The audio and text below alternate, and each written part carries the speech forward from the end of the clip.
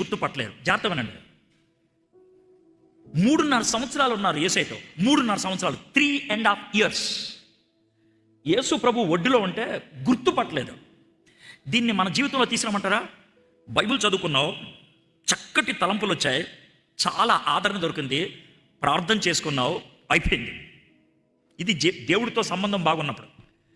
కొంతకాలం అయిన తర్వాత దూరం అయ్యావు, అదే ప్యాసేజ్ చదువుతున్నావు, ఏమి ఎక్కట్లా, ఏమి తలంపులు రావట్లా.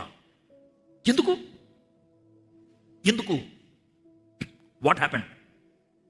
దేవునితో నీకు సంబంధం లేనప్పుడు వాక్యం కూడా డ్రైగా అనిపిస్తుంది.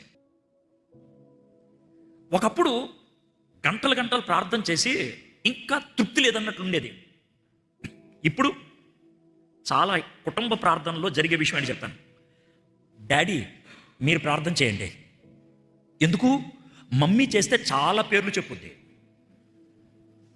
చాలా పొడుగుంటుంది మమ్మీ ప్రార్థన, అంతసేపు నేను మోకరించలేను.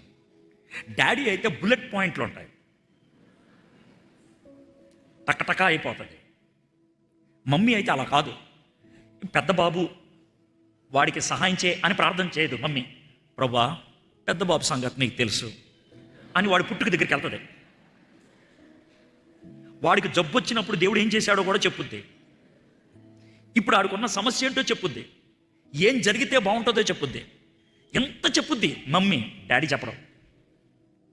అంటే దేవుడితో నీకు రిలేషన్ లేనప్పుడు దేవుణ్ణి ఎంజాయ్ చేయలేవు, దేవుణ్ణి రికగ్నైజ్ చేయలేవు. ఇది వరకు మీ పాస్టర్ గారి ప్రసంగం నీకు నచ్చింది, ఈరోజు అదే పాస్టర్ గారి ప్రసంగం నీకు నచ్చట్లా, డ్రైగా అనిపిస్తుంది. సార్ మీలాగా వాక్యం చెప్తే బాగుంటుంది సార్, మా అయ్యగారు అలా చెప్పట్లేదు.